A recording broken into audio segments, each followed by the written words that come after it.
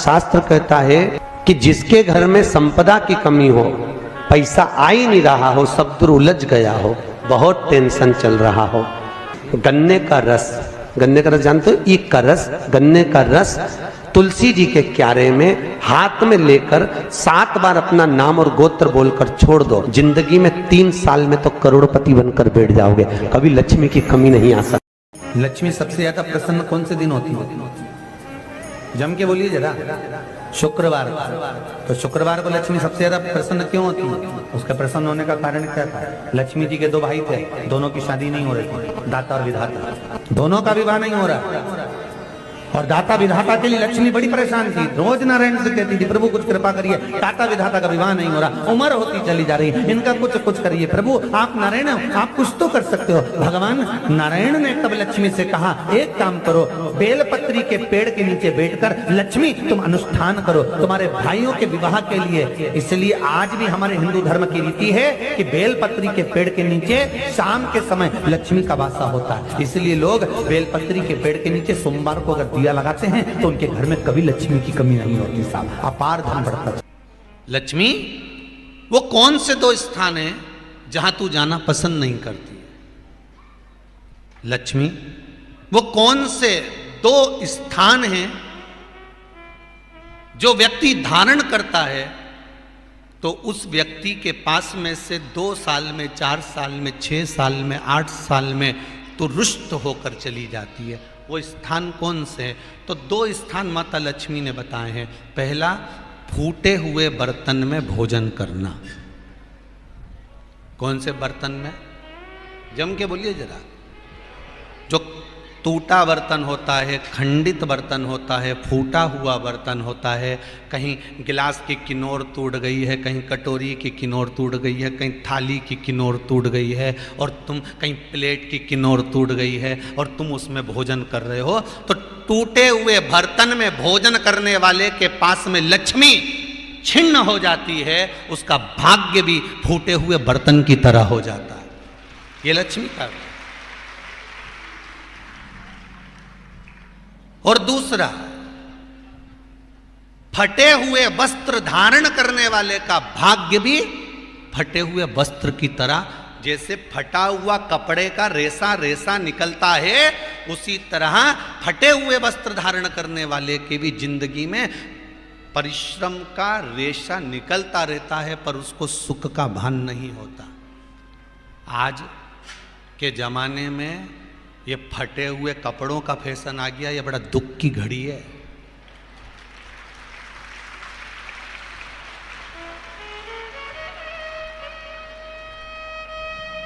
ये बड़ी दुख की घड़ी है महाराज, और लोग उसको फैशन समझ रहे हैं। पहले तो कम फटा होता था, पर आज के जमाने में तो इतना इतना फट गया, ऐसा लगता है कि दिवाली का बम चलाने गया था दीपावली पे और बम कपड़ों के बीच में से फट गया, इसलिए तुमने अपने लिए। शास्त्र कह रहा है, लक्ष्मी कह रही है माता पार्वती को कि 2 जगह पर अगर ये 2 क्रम जिस जीव के होते हैं उसके पास में से लक्ष्मी 5 साल में, हम कई बार कहते हैं इन बच्चों को नहीं मालूम, इन नवयुवक लड़कों को नहीं मालूम, इन नवयुवक बेटियों को नहीं मालूम कि फटे हुए कपड़े पहनने का फल क्या है।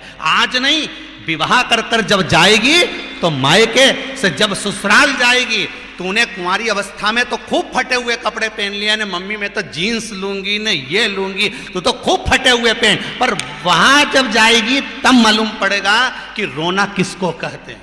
आज तो पहन लो, वो उसी में की बात है, कल वाली बात याद कर लो, अभी खाओगे तो कुछ दिन के बाद ब्लड बनेगा, और ब्लड बनेगा तब जाके ये शरीर में दौड़ेगा। आज की आज तुमने रोटी खाई तो क्या आज की आज ब्लड बन गया? जम के तो बोलो रे खरगोन वालों, नहीं बनाना। आज खाया है तो ब्लड 8 दिन में, 4 दिन में, 6 दिन में, 2 दिन में, 5 दिन में, 3 दिन में बनेगा। आज की आज ब्लड नहीं बनेगा। आज खाया तो 2 दिन में ब्लड तैयार होकर तुम्हारे शरीर में दौड़ेगा, शरीर में दौड़ेगा तो तुम्हारा शरीर भी चलेगा। उसी तरह तुमने अगर युवानी अवस्था में, कुंवारी अवस्था में ये फटे हुए कपड़े पहने हैं, तो जब तुम्हारी अवस्था बढ़ेगी ना, आज नहीं रोना पड़ रहा। आज के जमाने में तो फैशन है साहब, फैशन है तो आज पहन ले, बाद में रो ले, रो बाद में बैठ। नहीं, ताली बजाने से कुछ नहीं होगा री जीजियो, फालतू की बात है। आज यहां से जाते से ही अपने को एक ही काम करना, जितना फटा हुआ कपड़ा है इनके सबके पोछा लगा दो। बेलपत्री के वृक्ष के नीचे बैठकर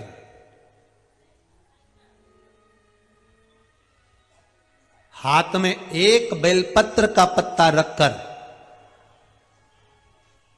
आप पंचाक्षर मंत्र नमः शिवाय, ओम नमः शिवाय या श्री शिवाय नमस्तुभ्यम या महामृत्युंजय मंत्र का स्मरण कर रहे हो, पर डंडी का भाग अपनी ओर, बेलपत्र की बीच वाली पत्ती का भाग बीच वाली उंगली की ओर रखकर अगर आप स्मरण कर रहे हैं और अपनी कामना कर कर बेलपत्री के वृक्ष के नीचे बैठकर उस पत्ते को सम्मुख रखकर बाबा से विनय कर कर एकांत में उस बेलपत्री के वृक्ष की छांव में, बेलपत्री के वृक्ष की छांव आप कामना कर कर उस पत्ते को शंकर भगवान के ऊपर समर्पित कर रहे हैं, तो ये जान कर रखें कि पार्वती और शिव का मिलन करवा रहे हैं और अपनी मनवांछित फल कामना पूर्ण करवा रहे हैं। क्योंकि शिव और पार्वती का जब मिलन होता है, शंकर पार्वती जब एक दूसरे के सम्मुख में होते हैं, शिव और पार्वती जब एक दूसरे के सामने अपने बच्चों के कारण एक दूसरे के सम्मुख में आते हैं, तो उनके चेहरे पर प्रसन्नता का भाव आ जाता। तो फल, मनवांचित फल की कामना आप जिस कामना के लिए कर रहे हैं, विवाह के लिए, नौकरी के लिए, सर्विस के लिए, व्यापार के लिए, रोग मुक्ति के लिए, आप जिस कामना से कर रहे हैं। भगवान शंकर ने जब लक्ष्मी जी का विवाह भगवान विष्णु के साथ कराया था, तब लक्ष्मी जी ने धन्यवाद दिया था शिव जी को, आप मुझे आदेश दो कि मैं आपकी सेवा क्या करूं। शंकर भगवान ने कहा मुझे सेवा की जरूरत नहीं है। लक्ष्मी जी कहती है नहीं, आपने मुझे नारायण से मिलवा दिया, कुछ तो कहिए प्रभु। शंकर भगवान ने कहा जब प्रदोष काल हो, शाम का समय हो, उस समय पर बेलपत्री, पीपल और आंवले के नीचे लक्ष्मी तो कुछ देर के लिए विराजमान हो जाना, जो तेरे इन वृक्षों के नीचे शाम को दीप लगाने आए उसके घर तो पीछे पीछे चली जाना, बस इतनी कृपा कर देना। परिवार नहीं, 84 लाख योनियों में से एक योनि है छिपकली की योनि, जो घर दरवाजा छोड़कर 2 कदम भी चलकर भगवान के मंदिर, देवालय, कथा तक पहुंचता है। 84 लाख योनि में से छिपकली की योनि उसकी छूट जाती है, छूट गई। और जो पहुंचा ही नहीं है तो फिर वो तुम्हारे घर में भी कहीं की छिपकली चिपकी हो तो पहचान जाना, तुम्हारी रिश्तेदार है।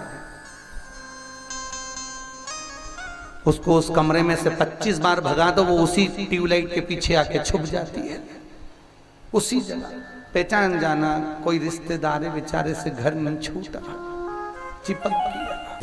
पुनित पावन महीना पौष महीने के अंतर्गत अपने भी भगवान देवाधिदेव महादेव की पावन कथा का रसस्वादन कर रहे हैं, शिव महापुराण की कथा को श्रवण कर रहे हैं। और बहुत ध्यान से सुनना भाई, कोई बात है और आपकी वो कामना पूरी नहीं हो रही, बहुत प्रयास कर लिया आपने, कामना सिद्ध नहीं हो रही, एक लोटा जल, एक जल का पात्र लीजिए, उस जल के पात्र को लेकर उसमें थोड़ा सा लाल चंदन डालकर बेलपत्री के वृक्ष के नीचे और देवाधिदेव महादेव को चढ़ाना प्रारंभ कर दीजिए, शिव को चढ़ाना थोड़ा सा जल। उसके बाद में 1 लोटा जल स्वच्छ फिर शिव जी को चढ़ाओ। प्रयास करो बेलपत्री मिले, उस बेलपत्री पर लाल चंदन तीनों पत्तियों पर लगाकर लाल चंदन बेलपत्री के वृक्ष के नीचे समर्पित कर कर उसी बेलपत्री के वृक्ष के नीचे का बेलपत्र वापिस लेकर श्री शिवाय नमस्तुभ्यम बोलकर आपकी कामना कहकर भगवान शिव पर, अघोरेश्वर महादेव का नाम लेकर आप चढ़ाना प्रारंभ करिए। बाबा आपका कार्य 3 महीने के अंदर पूर्ण कर देगा, सफलता देगा। शिव जी का एक नाम है अघोर।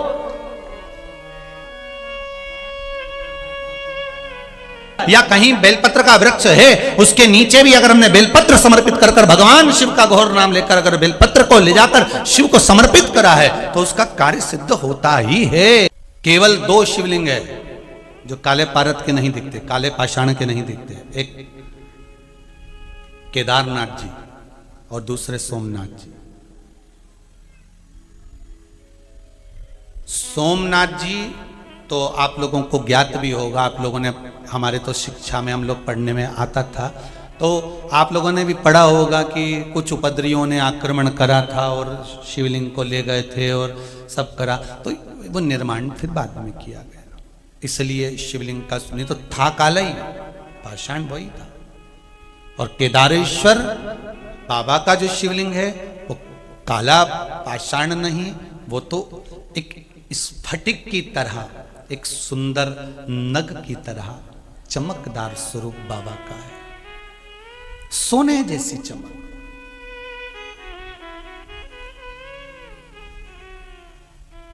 त्रिनेत्र शिव महापुराण की कथा कहती है,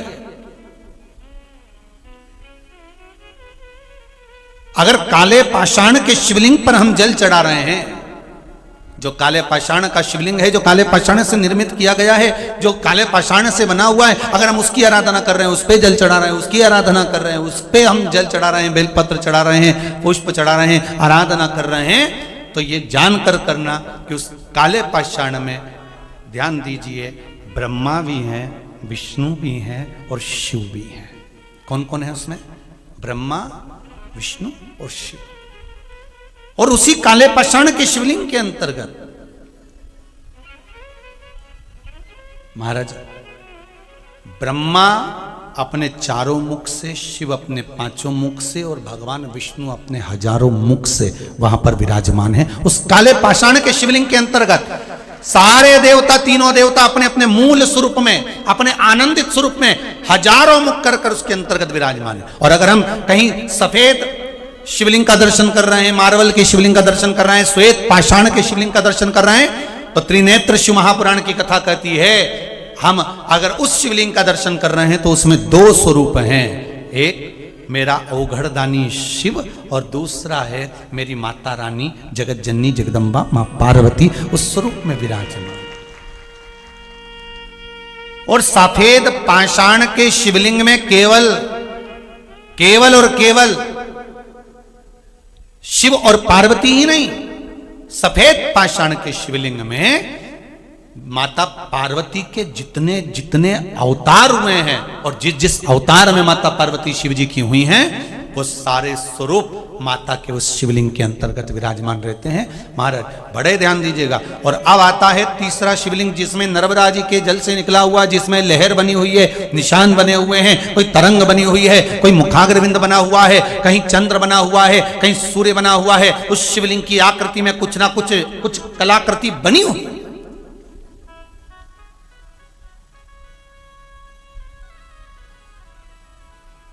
नर्मदा के उस शिवलिंग का और माई नर्मदे हर, कोई नर्मदा कोई साधारण है क्या? जिसमें से एक पाषाण अगर प्रकट हो रहा है, एक शिवलिंग अगर प्रकट हो रहा है, तो शिवलिंग का वर्णन किया गया, कहा इसमें शिव है, इसमें पार्वती है और इसमें भगवान शंकर के 13 की 13 बच्चे विराजमान हैं। ये वो शिवलिंग है नर्मदा का, वो शिव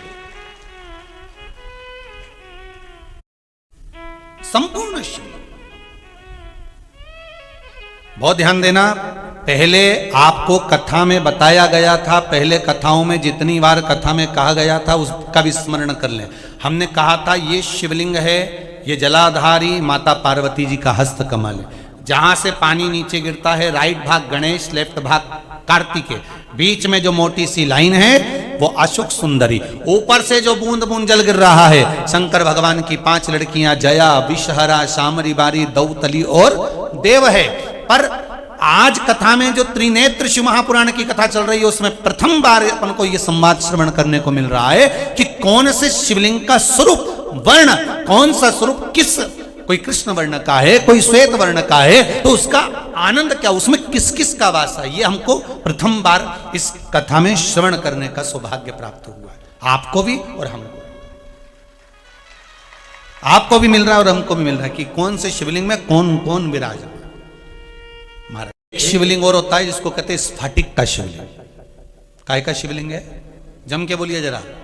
स्फटिक का शिवलिंग, ये किसी किसी के घर में होता है, कांच जैसा दर्शन होता है। कई लोगों के घर में स्फटिक की जगह लोगों ने कांच का नकली बना के दे दिया हो।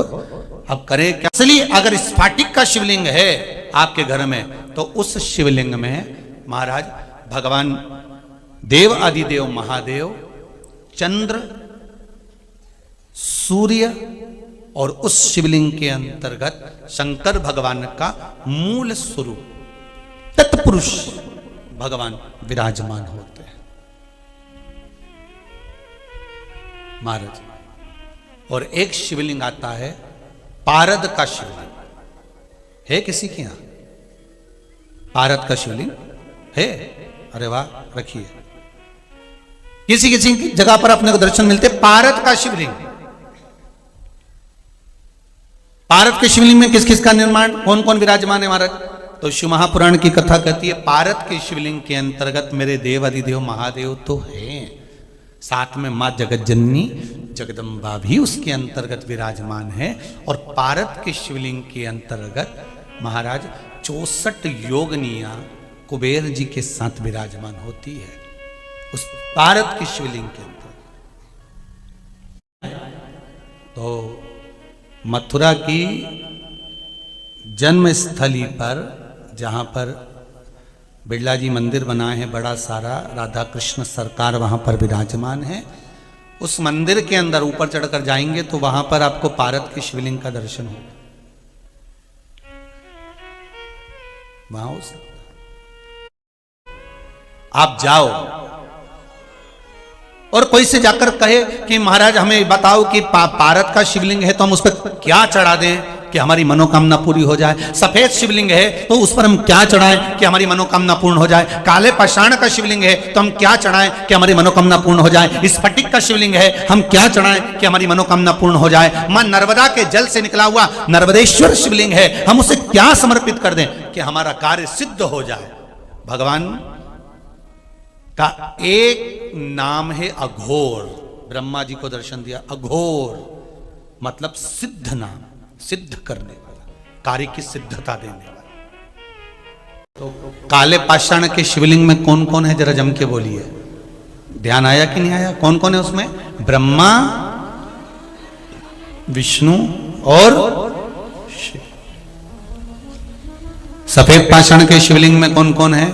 शिव, चंद्र, सूर्य और मां जगत जननी जगदम्बा, मां आद्य शक्ति, माता का स्वरूप उसमें। नर्मदा जी के शिवलिंग में कौन कौन है? संपूर्ण शिव जी का परिवार, संपूर्ण। स्फटिक के शिवलिंग में भी चंद्र सूर्य सब विराज। पारद के शिवलिंग में मां आद्य शक्ति, शिव, 64 योगनियां और कुबेर उसी के अंतर्गत विराज। शिवलिंग एक शिवलिंग और होता है, कईयों के घर में पुराने समय से चले आ रहा है। कौन सा शिवलिंग है? तो कहा महाराज जी हमारे यहां तो पीतल का शिवलिंग है किसी किसी के यहाँ? जरा हाथ उठाओ जरा, है? अब देखो कितने लोगों के यहाँ अगर कथा रह जाती, छूट जाती तो आपको लगता कि ये शिवलिंग का कोई महत्व गुरु जी ने नहीं बताया। पीतल का शिवलिंग, और पीतल के शिवलिंग का वर्णन किया है महाराज। उस शिवलिंग के अंतर्गत भगवान देव अधिदेव महादेव स्वयं नवग्रह देवता के साथ में, धातु के जितने शिवलिंग होते हैं, धातु के जो भी शिवलिंग हो, चांदी का, सोने का, आदि कादिक जितने शिवलिंग धातु के होंगे, सारे शिवलिंग के अंतर्गत भगवान शंकर नवग्रह देव के साथ में, उनकी अर्धांगिनियों के साथ में उनके कुल के साथ में विराजमान होते हैं।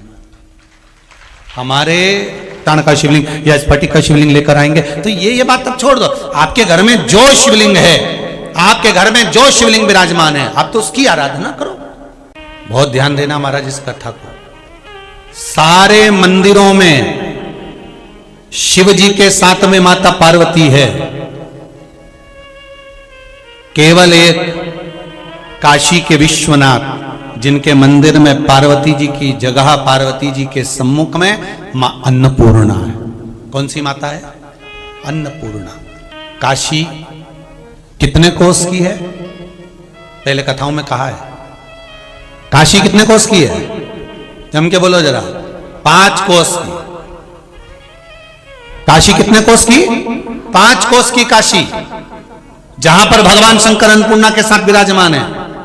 सारे मंदिरों में माता पार्वती के साथ काशी विश्वनाथ भगवान शंकर विराजे हैं। केवल काशी की भूमि पर, काशी के अंतर्गत उस काशी की पावन धरा पर, मां गंगा के घाट पर शंकर भगवान अन्नपूर्णा के साथ विराजमान है। उसका कारण समझना कि काशी 5 कोस की और शंकर भगवान अन्नपूर्णा के साथ विराजमान है। तो क्या शिवजी ने अन्नपूर्णा के दरवाजे पर भिक्षा मांगी? अन्नपूर्णे सदा पूर्णे, हे मां। अन्नपूर्णा जी से भिक्षा मांगी। पर शिव महापुराण की कथा कहती है अगर अन्नपूर्णा माता ने शंकर भगवान को भिक्षा प्रदान करी है तो शंकर भगवान ने भी माता अन्नपूर्णा को ज्ञान की भिक्षा प्रदान करी है कि लो हम तुम्हें ज्ञान की भिक्षा देते हैं। तुम अन्न की भिक्षा दे रही हो, हम तुम्हें ज्ञान की भिक्षा देते। वो कौन सा ज्ञान था जो माता अन्नपूर्णा को, माता अन्नपूर्णा को मेरे देव अधिदेव महादेव जब मां अन्नपूर्णा भिक्षा का दान दे रही हैं तब भगवान शंकर उनको ज्ञान का दान दे रहे हैं। वो कौन सी भिक्षा थी?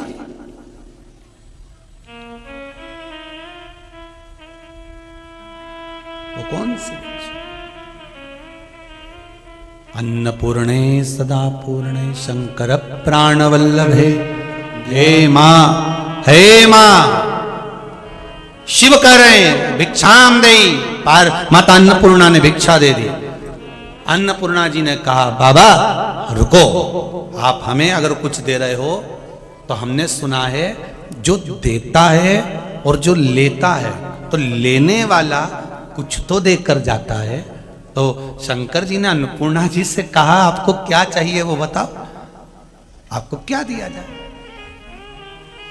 आज के जमाने में अगर हम किसी भिक्षुक को, किसी भिखारी को रुपया दे दें, अब वो दरवाजे पे खड़ा है और तुमने उसको 1 रुपया दे दिया तो उसको तो गुस्सा आ जाता है। बताओ 1 रुपया दिया, अपशब्द कह जाता है। बल्कि अगर किसी को कुछ दिया जाए, किसी को तुमने रोटी दी, कम्बल दिया, सामान दिया, तो उसको क्या चाहिए कि वो तुम्हारे को आशीर्वाद देकर जाए कि भैया बहुत अच्छा करा आपने, मुझे ये दे दिया, अच्छा हुआ मैं भूखा था आपने मुझे भोजन दे दिया, अच्छा हुआ आपने ये कर दिया। तो वो गुणगान गाए कि आपने मुझे ये दिया है, आपने मुझे ये प्रदान किया। तो शिवजी कह रहे हैं कि मांगो, क्या चाहिए? अन्नपूर्णा जी कहती हैं बाबा हमने आपको भिक्षा दी है, आप भी कुछ भिक्षा में दे दीजिए, आप भी कुछ भिक्षा दे दीजिए। क्या चाहिए बोलो बोलो क्या दिया है? तो अन्नपूर्णा महारानी ने संपूर्ण विश्व के कल्याण के लिए शिव जी से, उनके जो 5 अवतार हुए हैं, उनने जो ब्रह्मा जी से सृष्टि की प्रकरण को आगे बढ़ाने का क्रम कहा है उसको सुनना चाहा है। माता अन्नपूर्णा कर रही है भोलेनाथ आप अपने अवतार के कारण बता दीजिए, आपके अवतार के स्वरूप बता दीजिए।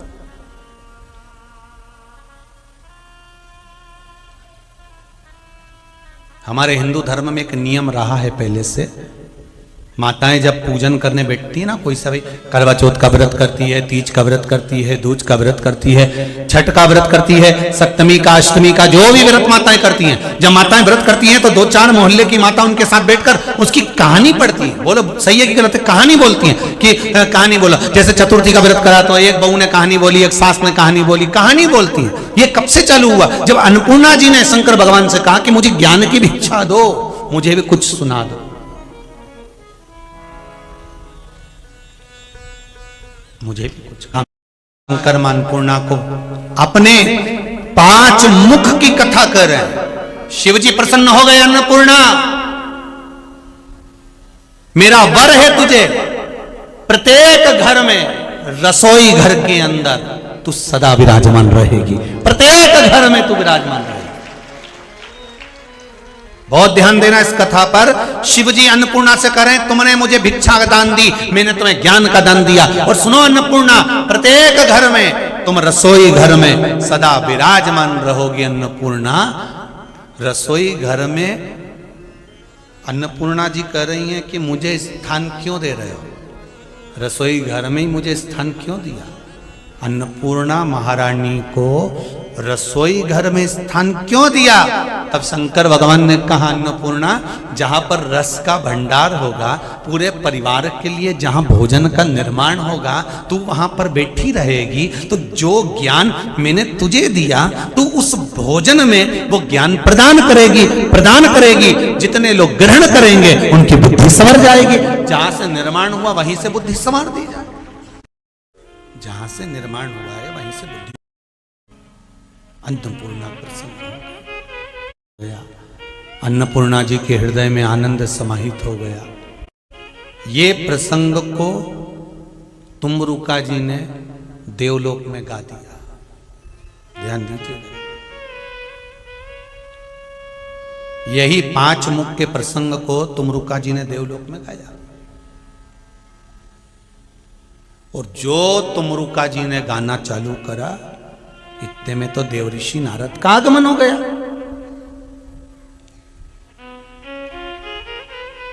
और जितने लोग बैठे थे सब तुमरुका जी की तारीफ कर रहे थे। वाह वाह वाह वाह क्या बात, वाह वाह वाह क्या जोरदार, क्या आनंद से। तो आप लोगों ने देखा होगा ना, कहीं भजन संध्या चलती है, कहीं कुछ चलता है, तो चलते चलते चलते चलते कोई ने बहुत अच्छी चीज गा दी तो लोग कहते वाह साहब बहुत बढ़िया। तो देवताओं ने जब तुमरुका जी के मुख से शंकर भगवान का गुणगान सुना, तो देवऋषि नारद वहां आए, श्रीमन नारायण करते हुए। देवऋषि नारद जब वहां पहुंचे, तुमरुका जी तो शंकर जी का गुणगान गा रहे थे, शिव जी का गुणगान गा रहे थे। और देवऋषि नारद को देखा नहीं, परखा नहीं, जिसने भी देखा बस तुमरुका जी को देखा। और तुमरुका जी को देखकर सबने उनका वर्णन किया, वाह क्या जोरदार गाया। सरस्वती मैया बोली वाह तुमरुका जी क्या जोरदार, लक्ष्मी जी बोली क्या तुमरुका जी क्या जोरदार, ब्रह्मा जी बोले वाह वाह तुमरुका जी, भगवान विष्णु बोले वाह वाह तुमरुका जी। अब देवऋषि नारद के परम मित्र हैं तुमरुका जी, परम मित्र हैं तुमरुका। पर देवऋषि नारद को भी हृदय में थोड़ी सी क्या हो गई, बोलो तो, जैसे थोड़ी थोड़ी जलन छिंदवाड़ा वालों को भी हो रही हो। शंकर राम को भी प्रिय है, शंकर कृष्ण को भी प्रिय है, शिव सबको प्रिय। देवाधिदेव महादेव के पास में 3 चीजें ऐसी हैं जो दुनिया के लोग कितना भी छुपा ले, संसार के लोग कितना भी छुपाने का प्रयास करें, परंतु वो छुपती नहीं है। पहले नंबर पर सूरज, दूसरे नंबर पर चंद्र और तीसरे नंबर पर सत्य। क्या क्या चीज है जरा जम के बोलिए। पहला सूरज, दूसरा चांद और तीसरा सत्य। ये 3 चीजें दुनिया के लोग कितना भी छुपाने का प्रयास करें पर वो छुपती नहीं है।